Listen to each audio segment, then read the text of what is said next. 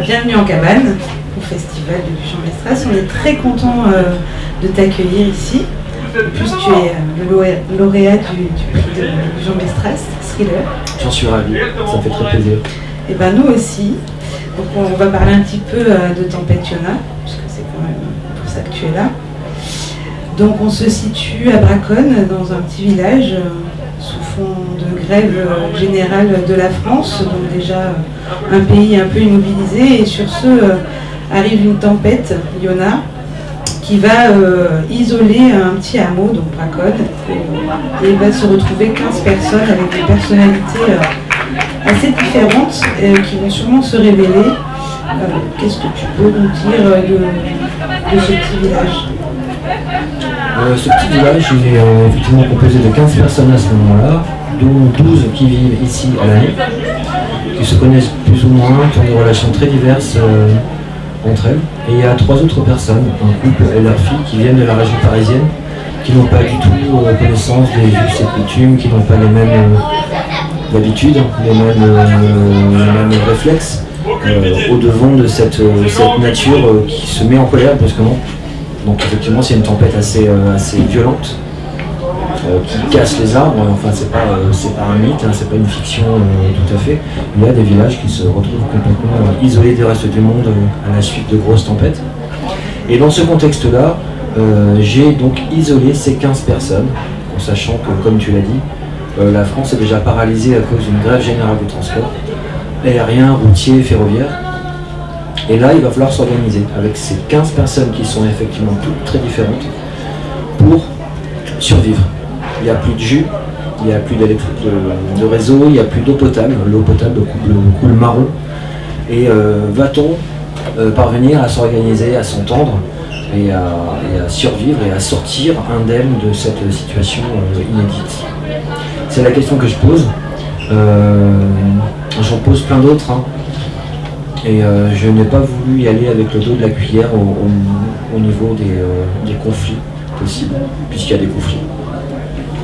C'est ça, en fait il y a effectivement plusieurs thèmes moi, qui me sont venus quand j'ai lu le livre, et pas foncièrement effectivement ce huis clos qui serait propice à des conflits, parce qu'en fait ils sont déjà latents, mais c'est pas tant des conflits qui sont latents, c'est des secrets qui sont propres à chacun, je dirais, c'est-à-dire qu'en fait on est des êtres humains avec tous notre parcours personnel et nos secrets, et j'ai ressenti plutôt cette envie-là d'être en fait avec chacun des personnages, mais forcément ils sont en interaction et ça va provoquer d'autres choses, mais pas forcément des conflits.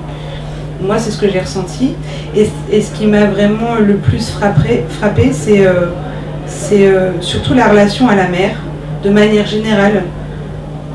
Alors il y a du particulier avec des adolescentes, 2 adolescentes et un vieux monsieur, enfin un vieux garçon, voilà, pas un vieux monsieur mais un vieux garçon. Mais aussi la mère en général, puisque finalement il y a quand même des combinaisons entre Yona et son fils, mais aussi Mélanie avec Sol aussi, même si c'est pas du tout un lien biologique, puis avec aussi Nino quand même, de grand-mère. Bien sûr. Tout ça. Hier, un jeune lycéen m'a dit pourquoi il y a autant de couples dans ce roman. En fait, c'était pas couple le mot qu'il voulait vraiment utiliser, c'était binôme. Et il y a des binômes, effectivement, je m'en étais pas aperçu. Tout le roman fonctionne par binôme, quasiment. Mais effectivement, la question de la mère est très présente. Alors, il y a 2 adolescentes qui ont à peu près le même âge. Il y a Lou et Angéline, qui entretiennent chacune un rapport très très compliqué avec leur mère. Et il y a un autre schéma qui est assez important dans le roman, c'est le titre lui-même, Tempête Yona. Donc sachant que Yona c'est le nom de la tempête, mais aussi le nom d'un personnage féminin très important dans l'histoire, il y a 2 Yona. Et sachant qu'en psychanalyse, le mot tempête est employé pour désigner les mouvements, voire les bouleversements qui peuvent avoir lieu dans l'esprit d'une personne à la suite d'une rencontre.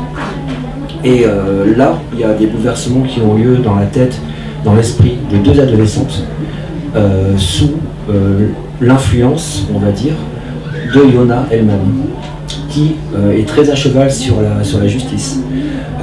Elle veut que la justice soit, ici-bas, après avoir constaté que les adultes et les êtres humains avaient ce potentiel mauvais.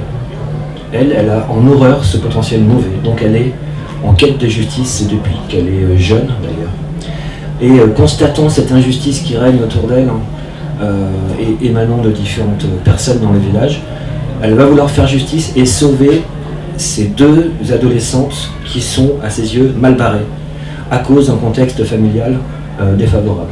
Elle va les prendre sous son aile, sous ses ailes, pour les élever vers le haut en fait. Et c'est peut-être un des seuls aspects lumineux du roman, mais il est très important. Alors ouais, je suis d'accord, c'est un aspect lumineux par rapport au contexte global, on va dire, de tous les sujets que tu abordes dans le roman. Mais tu vois, moi, Yona, je l'ai beaucoup appréciée au début et elle m'a beaucoup déstabilisée parce qu'à la fois, justement, elle se veut toute bonne, justement comme la bonne mère, et à la fois, on a tous les liens qu'on pourrait avoir avec une mère. Ce fameux vieux garçon avec sa mère qui devait être en fusion. On a Angéline qui a horreur de sa mère au point de l'exécrer vraiment et d'être tout le temps en contradiction. Et Lou qui finalement n'est pas reconnue par sa mère, surtout parce que sa mère étant elle-même très égoïste. On va dire ça comme ça. Et on a Yona avec son fils qui... Et en fait, c'est pas creusé là. C'est-à-dire que elle paraît vraiment une mère juste. Et du coup, à la fois, peut-être ça m'a dérangé moi en tant que mère, justement. Parce qu'elle nous amène à vouloir être cette bonne mère, justement. Qu'elle arrive à être avec Lou et Angéline sur la fin, avec ce côté lumineux, mais même avec Nino quelque part. Et voilà, c'était peut-être j'ai peut-être été envieuse de Yona et c'est peut-être pour ça qu'elle m'a un peu crispée à la fin. D'accord. Mais on lit un roman à partir de ce qu'on est. De toute façon, tu parles de ton rôle de toi de maman. Tu l'as lu de ce point de vue-là. Tu aurais pu le lire d'un autre point de vue, peut-être à un autre âge ou dans 20 ans. Et ce que je voulais dire, c'est qu'on est tous le résultat d'un parcours qui est derrière nous.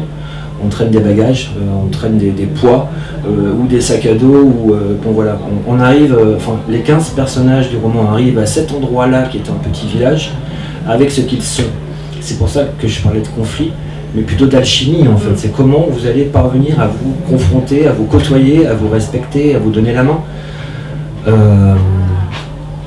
Et Yona dans tout ça, mais Yona elle est complexe parce qu'elle-même elle n'a pas eu de réponse à toutes ces questions, elle a été absolument dégoûtée parce que ses parents ont pu lui infliger en termes d'injustice, d'égoïsme, d'indifférence aussi.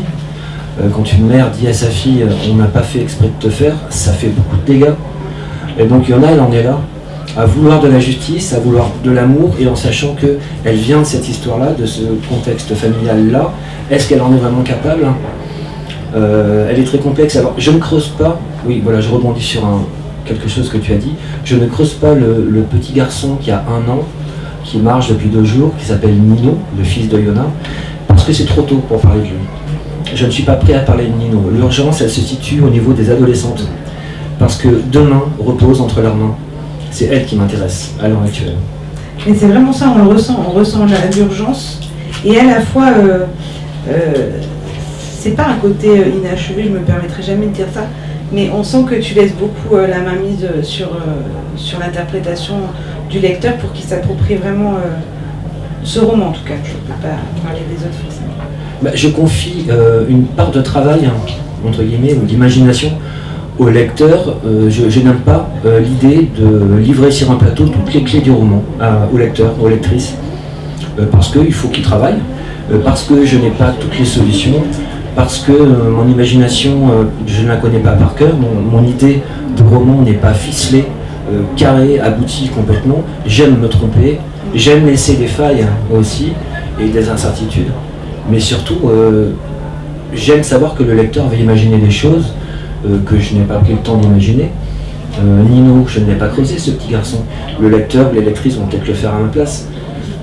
Et surtout, alors là je vais faire un petit détour très bref par mon avant-dernier roman, Scalp, À la fin, le petit garçon, on ne sait pas ce qu'il devient, on ne sait pas où il va. Et quand un lecteur ou une lectrice me le reproche, moi je leur dis mais je ne sais pas ce que vont devenir les enfants de 9 ans là à l'heure actuelle, qu'est-ce qu'ils vont faire du monde et qu'est-ce que le monde va faire d'eux. C'est une incertitude, je n'ai pas la réponse à cette question, donc je ne vais pas y répondre dans un roman, je n'ai pas cette prétention-là. Oui, c'est ça, c'est-à-dire que tu écris des histoires, mais pour autant elles n'ont pas forcément de fin parce que tu ne veux pas d'absolu. Moi j'aime pas une histoire qui se termine. Et puis les romans que j'écris, je considère que ce sont des témoignages que je laisse. Donc je crois que je suis témoin de mon temps à ma mesure et en fonction de là où je me situe. Et le temps, enfin je suis vivant et demain sera un autre jour. Si je termine un roman aujourd'hui, ça ne veut pas dire que sa fin sera une solution, sera prometteuse ou le contraire. Merci, c'est très poétique ça. Merci beaucoup Cyril. Merci.